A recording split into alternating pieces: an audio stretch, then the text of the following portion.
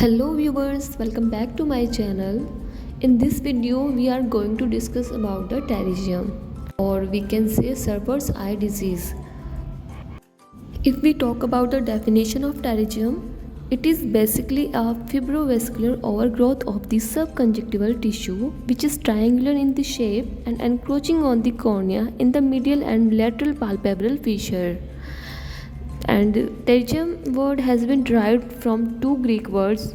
The first is pteryx, which means wings, and the second is pterygion, which means fin. Sushruta was the first ophthalmologist to describe it in 1000 BC. If we see the etiology, there are various known risk factors which are immune mechanism, genetic predisposition, chronic environmental irritation, which include UV rays, hot and dry weather. Most common causes increased time of exposure to UV rays of the sunlight, followed by chronic eye irritation from dry and dusty condition. If we look at the epidemiology, the prevalence rates are different in various parts of the world. In India, it is 9.5 to 13%, most commonly found in rural countries. Other countries have different prevalence like Singapore 10.1%, Japan 30.8%, and in China Tibetan population 14.9% and elderly Mongolian population 17.9%.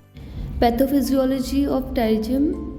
UV rays cause the insufficiency of the limbal stem cells of the cornea, and it causes activation of the tissue growth factor, which further lead to angiogenesis and cell proliferation. Limbal cell damage by UV rays result in conjunctivalization of the cornea, and cornea is invaded by aggressive fibroblast. UV radiation may cause mutation in p53 tumor suppressor gene, resulting in the abnormal pterygeal epithelium. Recent studies have shown that human papilloma virus can also engage in the pathogenesis of pterygium. Such findings indicate that pterygia, known simply a degenerative lesion, but can arise from unregulated cell proliferation. Matrix metalloproteinase and tissue inhibitors of MMPs at the pterygium's advancing age may be responsible for inflammation, tissue remodeling, and Bowman's layer degradation and corneal pterygium invasion. It was also hypothesized that a pterygium might represent a region with localized limbal stem cell deficiency, resulting in a conjunctival invasion of the adjacent cornea. Pathophysiology of recurrence is the reactivation of the inflammatory process which is present in the primary form. Sometimes surgical trauma serves as an enhancer of the inflammatory response. Proliferative cytokinase and growth factor, including vascular endothelial growth factor or VEGF, can increase after surgery if the limbal cell remain activated and fibroblastic tissue is also involved. Because of these, there is an acceleration of fibrovascular proliferation and an increase in metalloproteinase synthesis that destroy the Bowman membrane and the stromal collagen that may increase the progress of pterygium. A pterygium has three parts which include cap, the leading edge which is distinguished by halo-like avascular zone, the second is head peripheral to the cap, and the third one is body, the main part of the pterygium. Microscopically, pterygium is considered to be composed of elastrostatic fibrovascular tissue. Except head, mostly the pterygium is covered by conjunctival epithelium. Extension of fibrous tissue are seen on the top of the pterygium. As head encroach cornea, Bowman's layer get involved and start fragmented. The fibrous connective tissue fills these cavities. Various grading systems have been studied to grade the extent of pterygium. The first one is according to size. Verma et al. Gave the classification based on the size of pterygium being measured from the limbus. If the pterygium is 0 to 2 mm, it will be considered as grade 1, and in grade 2 the size will be 2 to 4 mm, and if the pterygium is more than 4 mm, grade 3 will be considered. According to Transparency, Tan et al. Give a morphological classification of pterygium based on transparency under the microscope. Grade T1 consists of atrophic pterygia whose episcleral blood vessels which are present under the body of pterygium are clearly visible. And grade T2 consists of intermediate pterygium which has characteristic between atrophic and fleshy pterygium.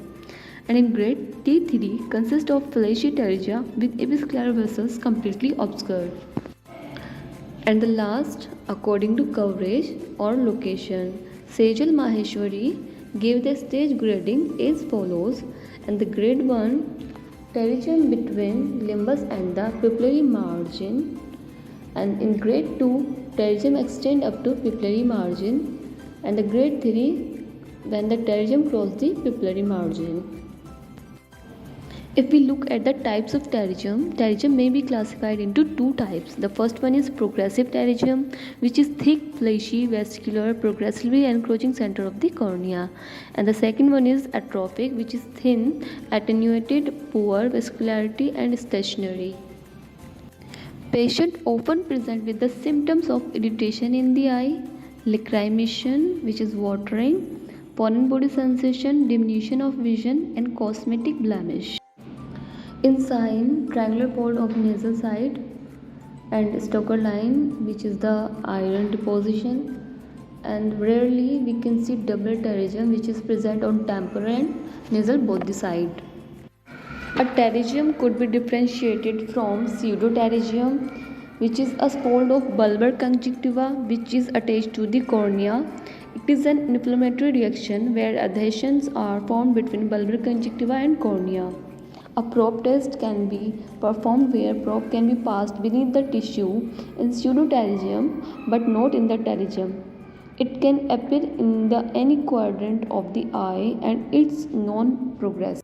Next is pingicula, which is yellowish in color, growth on bulbar conjunctiva close to the limbus.